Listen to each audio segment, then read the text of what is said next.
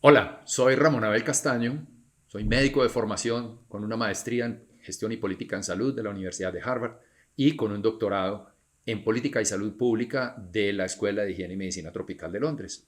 Como consultor y analista e investigador de sistemas de salud, quiero compartirles hoy mis apreciaciones sobre por qué la reforma que propone el gobierno de Petro va a empeorar los problemas que pretende solucionar. Aquí vemos un mapa general de mi argumentación, el cual les voy a explicar en mayor detalle a continuación. Primero, vamos a ver algunas definiciones. La definición de riesgo primario, que consiste en aquella variación en la incidencia y en la severidad no evitable de las condiciones médicas y de los episodios. Las condiciones médicas son las enfermedades o las patologías. Es decir, que aquí tenemos dos elementos, uno del riesgo primario de incidencia y el riesgo primario de severidad. Por su parte, el riesgo técnico es otro elemento muy importante del riesgo que es importante entender para esta argumentación, y este se define como la variación en la utilización de recursos, en la ocurrencia de complicaciones agudas o crónicas potencialmente evitables y en la severidad potencialmente evitable. Es decir, aquí tenemos dos tipos de riesgo técnico: el riesgo técnico de morbilidad evitable o potencialmente evitable y el riesgo técnico de utilización. Ya van a ver por qué es tan importante entender estos cuatro conceptos o especialmente el concepto de riesgo técnico. A continuación, entonces, voy a iniciar mi argumentación acerca del proyecto de reforma desde el punto de vista de la gestión del riesgo técnico. Como ustedes ven, en la parte de abajo estoy señalando el riesgo técnico de morbilidad potencialmente evitable y en la parte de arriba el riesgo técnico de utilización, para argumentar que este proyecto de ley va a llevar a un desbordamiento del gasto y por lo tanto a una crisis financiera peor que la que pretende resolver. Vamos por partes. Dos elementos muy importantes de este proyecto de ley son los siguientes: la compra abierta en mediana y alta complejidad hospitalaria y ambulatoria, eso quiere decir MACHA, y la ausencia de contratos, primer elemento. Segundo elemento, las gestoras de salud y vida operarán bajo lo que los economistas denominan una restricción presupuestal blanda, es decir, a diferencia de cómo operan hoy las EPS, a las cuales la ADRES les entrega una UPC por cada afiliado y ese es todo su ingreso operacional. Si gastan más de ese ingreso, enfrentan pérdidas. Si gastan menos de ese ingreso, pueden obtener ganancias. En el contexto nuevo, las gestoras de salud y vida no van a recibir esa UPC, no van a recibir esos ingresos, sino que van a administrar unos recursos de la ADRES y van a recibir un 5% de costos administrativos para poder administrar o aplicar los procesos que se les asignan en el proyecto de ley.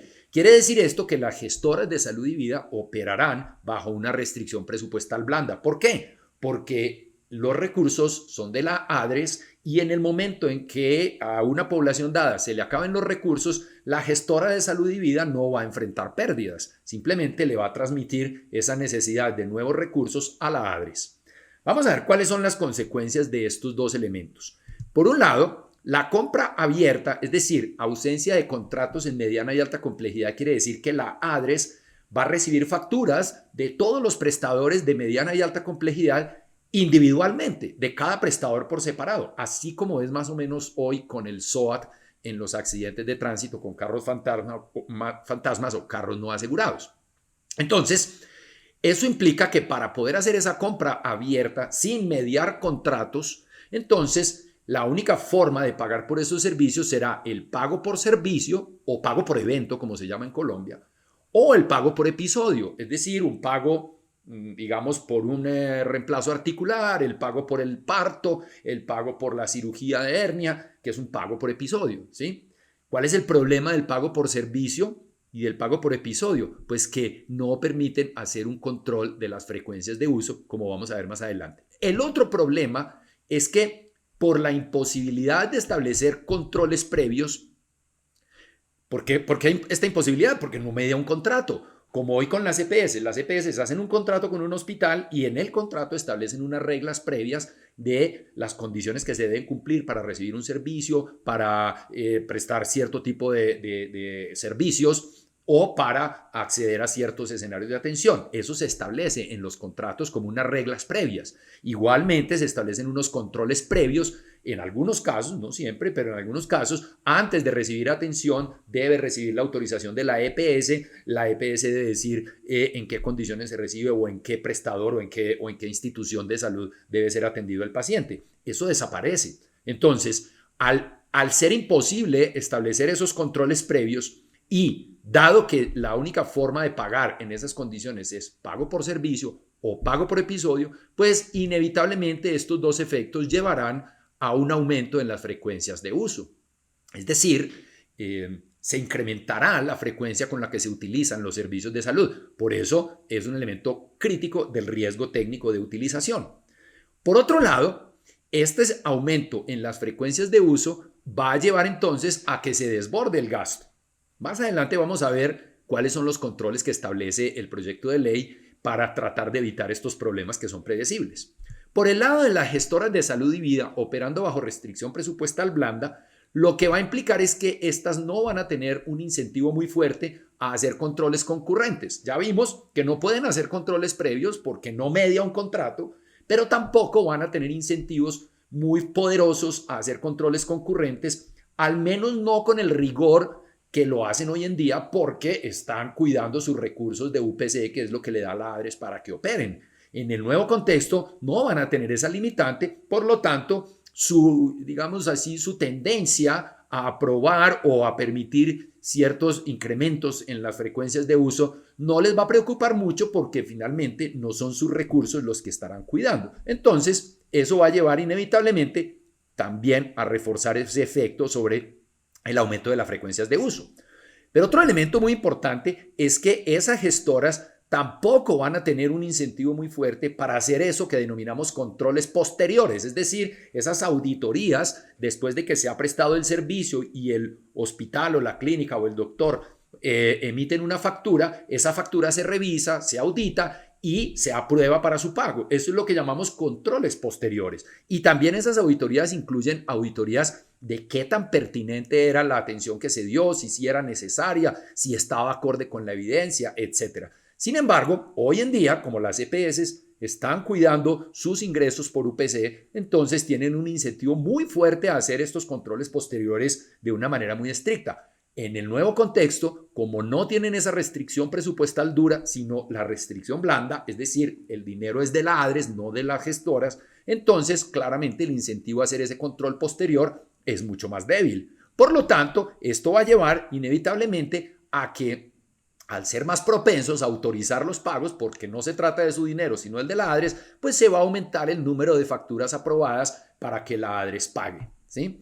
Y miren ustedes que estos dos efectos, tanto el aumento de frecuencias de uso como el mayor número de facturas aprobadas, pues es predecible que van a llevar a un desbordamiento del gasto.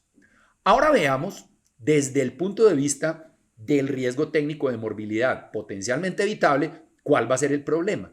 Hay un elemento clave en la reforma que se ha conservado desde su versión original y es el de la lógica de silos territoriales. ¿A qué se refiere esto?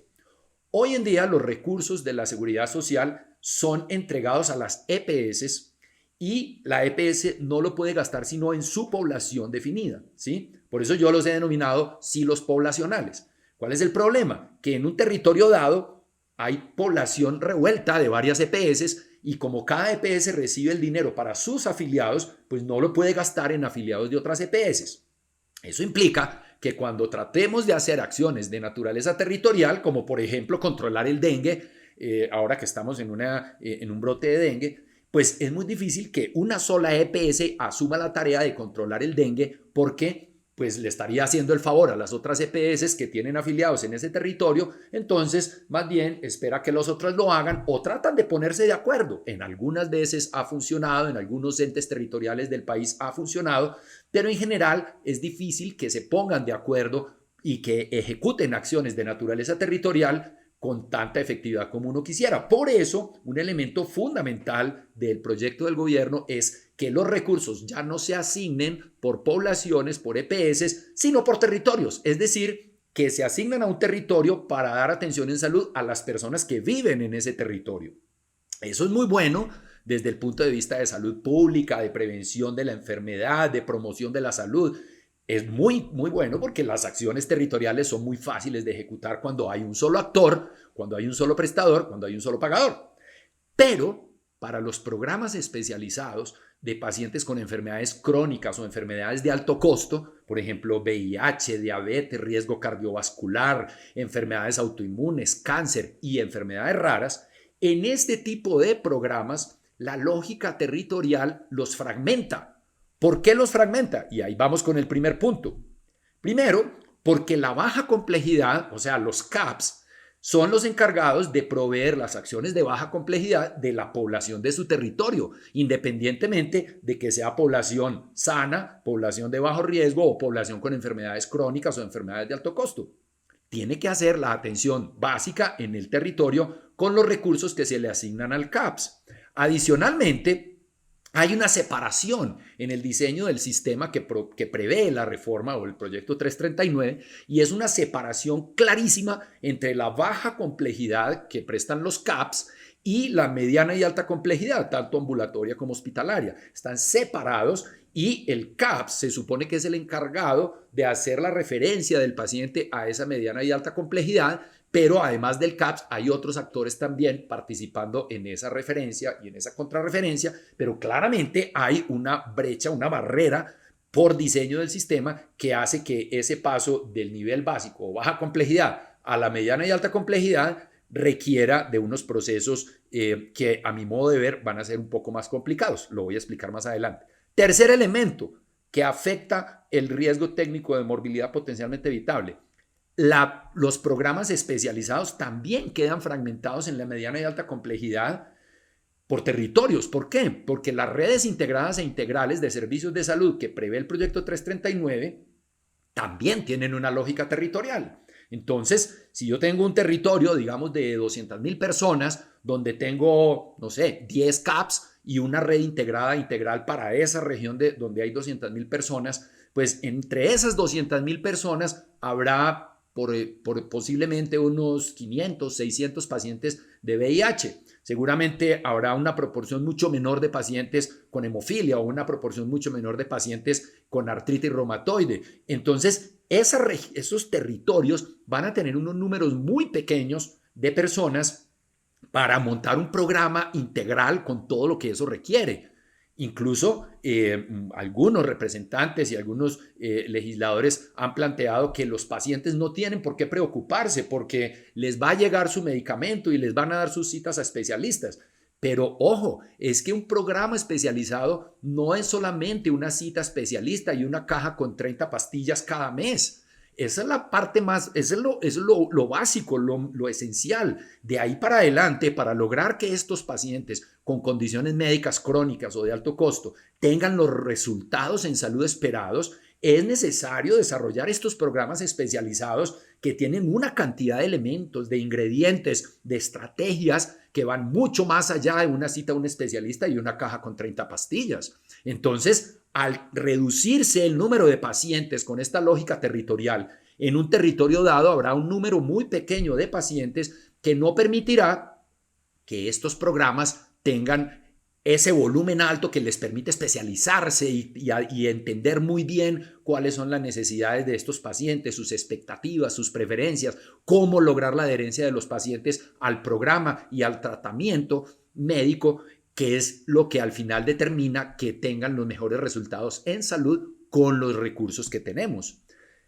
Por otra parte, si tenemos en cuenta, como decía anteriormente, que el riesgo técnico de utilización se va a incrementar por el pago por servicio o pago por evento, en las enfermedades crónicas el pago por evento es terriblemente disfuncional, porque entonces si a cada médico le pagan por cada consulta que haga, a cada centro de ayudas diagnósticas le pagan por cada ayuda diagnóstica que realice, entonces nadie va a tener el incentivo para cuidar el paciente de manera integral, porque el incentivo es a facturar por cada actividad que se presta. Entonces, esto va a hacer que los programas especializados queden además dentro de la red integrada, que supuestamente debe integrar todos esos prestadores. Sin embargo, esos prestadores van a tener el incentivo a facturar actividades porque así les va a pagar la ADRES o a lo sumo pagar por episodio. Pero ¿qué gracia tiene pagar por episodios en una enfermedad crónica si el incentivo debería ser a evitar los episodios agudos? Por ejemplo,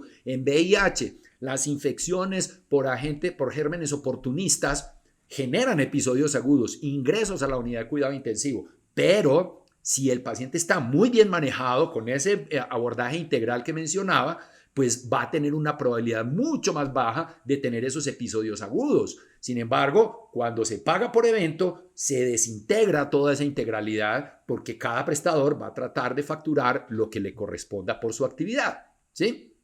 Entonces, esto a su vez va a llevar a un incremento en la utilización no pertinente. El típico problema que siempre hemos visto en el que cuando el paciente va de un médico a otro, ese otro médico vuelve y le repite los exámenes porque no confía en los resultados de tal laboratorio, o el paciente se ingresa en un hospital, entonces vuelven y le repiten todas las imágenes diagnósticas, le hacen procedimientos que no necesita. Es decir, se empieza a generar un problema de utilización no pertinente, lo cual a su vez contribuye aún más al aumento de las frecuencias de uso y por derecha al desbordamiento del gasto por la vía del riesgo técnico de utilización. Pero miremos nuevamente en la parte de abajo que estos 4 elementos nos hacen que se aumente la morbilidad potencialmente evitable, en particular en los pacientes con enfermedades crónicas de mediano y de alto costo. Pero tengan en cuenta algo, las enfermedades crónicas en general, sumando el cáncer, pueden representar fácilmente 2/3 partes o 3/4 partes del gasto total en salud de un sistema de salud en general, ¿sí? De un sistema de salud en países de ingreso medio o de ingreso alto. 2/3 a 3/4 partes del gasto total son asociados a enfermedades crónicas. Entonces, una mala gestión de la enfermedad crónica claramente va a generar un impacto muy grande en el gasto. La morbilidad evitable entonces se va a incrementar por la fragmentación en la baja complejidad, por la fragmentación entre baja complejidad y mediana y alta, por la fragmentación dentro de la mediana y alta complejidad y por la fragmentación dentro de esas redes, porque cada prestador va a facturar por aparte. Cuando esos programas quedan atomizados en estos 4 ejes, obviamente el resultado va a ser un aumento en la morbilidad potencialmente evitable.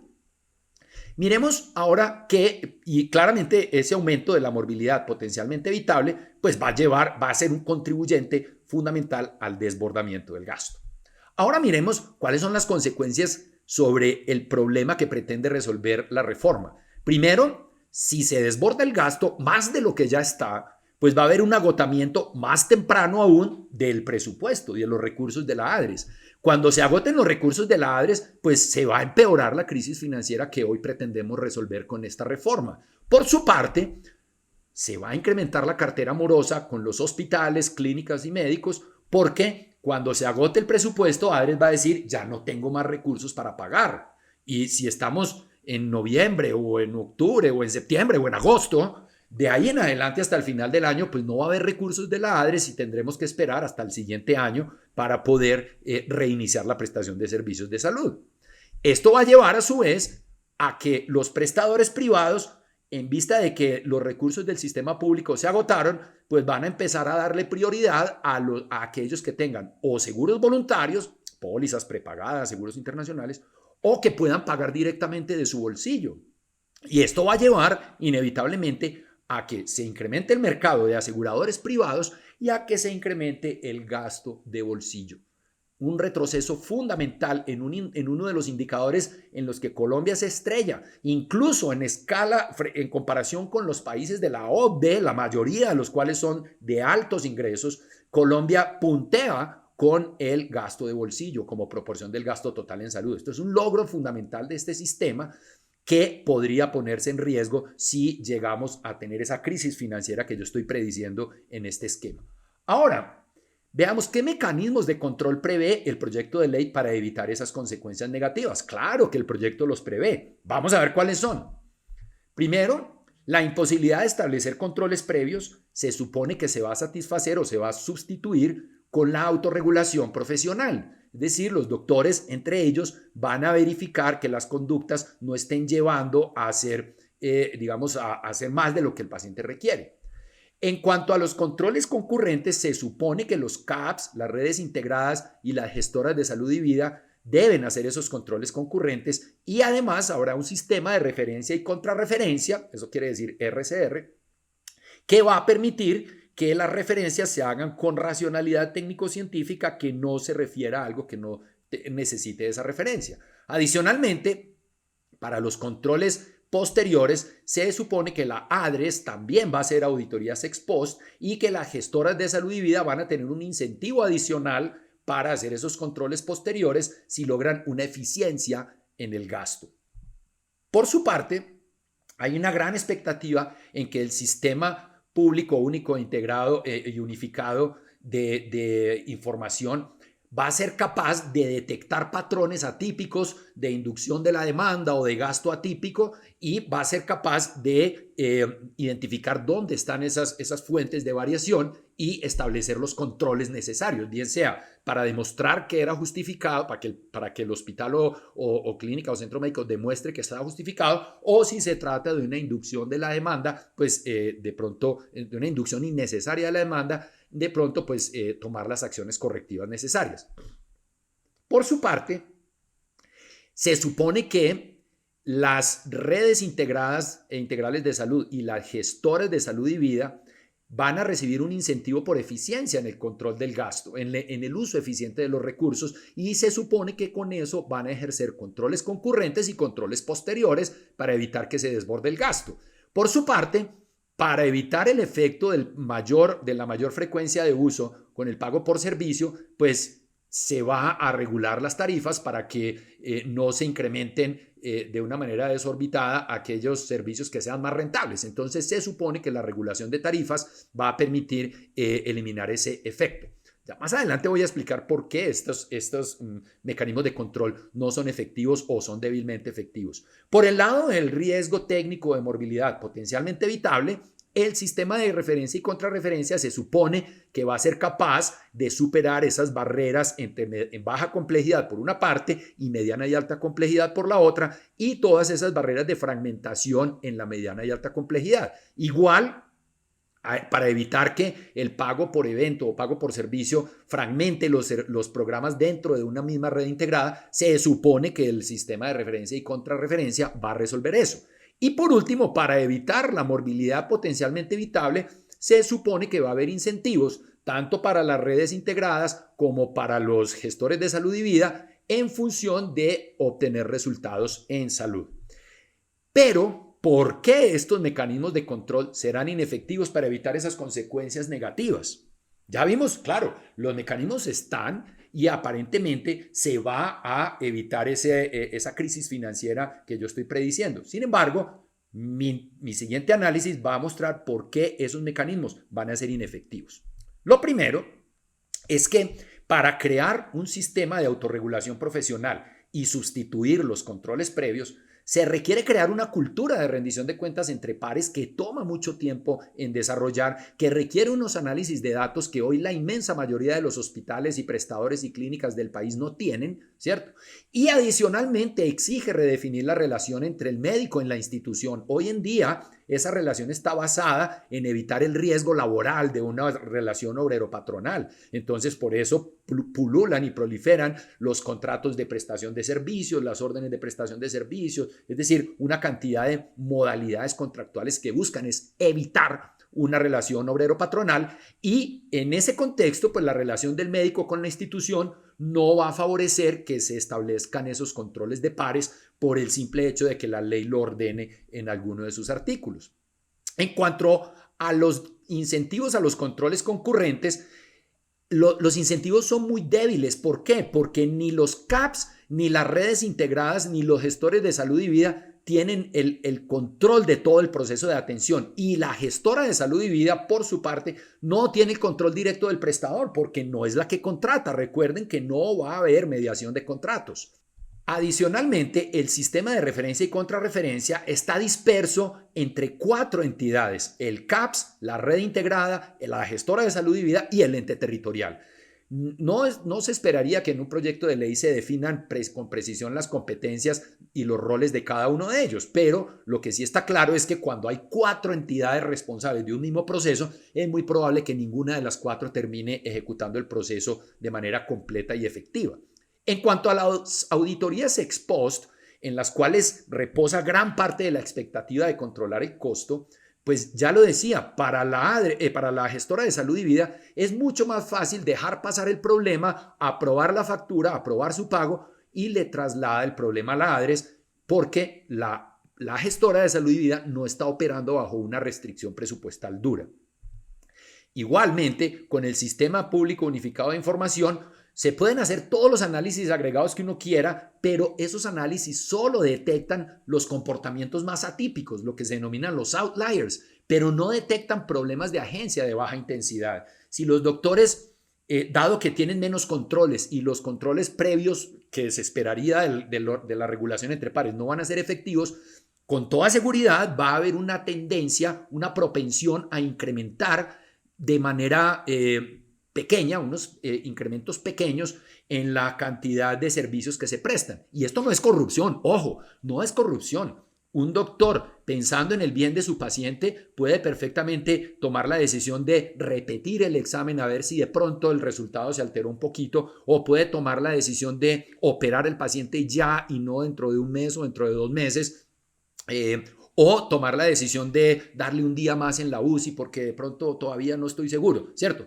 Esos pequeños movimientos, que la mayoría son bien intencionados para darle mayor bienestar al paciente, pero que basados en la evidencia probablemente podrían ser cuestionados, cuestionamiento que hoy hacen las EPS con las auditorías previas y concurrentes, pues desaparecen. Y al desaparecer, esos movimientos pequeñitos en la margen de un 5, de un 10% de mayor frecuencia de prestación, van a llevar a un incremento sustancial de la prestación de servicios, de las frecuencias. Imagínense ustedes si esa frecuencia crece un 5% cada año, o un 7%, o un 10%. En cuestión de 5 o 10 años, vamos a duplicar el gasto en salud. Por su parte, los incentivos a las redes y a las gestoras para gestionar la eficiencia del gasto, vuelvo y repito, es mucho más fácil para ellas dejar pasar el problema, no hacer los controles concurrentes y posteriores con la misma rigor que lo hacen hoy en día y simplemente pasarle el problema a la ADRES. Por su parte, la regulación de tarifas, pues claramente solo controla una parte del problema, que es el precio, pero no controla la frecuencia. Y es más, no controla los incentivos al hospital o a la clínica o al médico de facturar aquellos servicios que tienen un mayor margen precio-costo y facturar menos aquellos que tienen márgenes más pequeños. Vamos al riesgo técnico de morbilidad potencialmente evitable. ¿Cuál es el problema? Aquí el sistema de referencia y contrarreferencia, que se supone que va a evitar esa fragmentación, a la hora de la verdad está disperso entre 4 agentes, como lo había dicho anteriormente, por lo cual muy probablemente ninguno de los 4 va a hacer su tarea a plenitud. Igual para la fragmentación dentro de las redes, y con los incentivos por resultados en salud va a pasar algo muy predecible también, y es que como está fragmentada la prestación y no hay control, o sea, no hay un solo doliente que tenga el interés o el incentivo para controlar las variables que impactan en el resultado. Hoy los programas de condiciones médicas especiales, enfermedad renal crónica, VIH, artritis reumatoide, etcétera, que son pagados de manera global, los programas especializados reciben un pago fijo por el año, por paciente, tienen todos los incentivos del mundo a que el paciente sea muy adherente al programa, se tome sus pastillas, haga sus tratamientos al pie de la letra, para poder lograr ese resultado que es mejor salud, menos complicaciones agudas y crónicas de la enfermedad y a la vez obtener un excedente o una utilidad de ese ejercicio tan complejo y tan sofisticado que es lograr un paciente adherente. Entonces, cuando yo tengo todo el control o el mayor control posible del mayor número posible de variables que impactan el resultado, pues puedo obtener el resultado, pero si no lo tengo, si el programa está totalmente fragmentado, como lo explicaba anteriormente, pues nadie va a tener la posibilidad de ejercer ese control sobre las variables que impactan el resultado. Muy bien, conclusión. El sistema de salud sí requiere cambios importantes. No, esto no es una defensa a ultranza del sistema actual con todas sus dificultades y sus debilidades. Al contrario, es un reconocimiento explícito de que el sistema sí requiere cambios importantes. Pero la crisis actual es producto de factores estructurales que hay que remediar. Esta reforma que propone el gobierno no aborda de manera estructural y de fondo esos factores.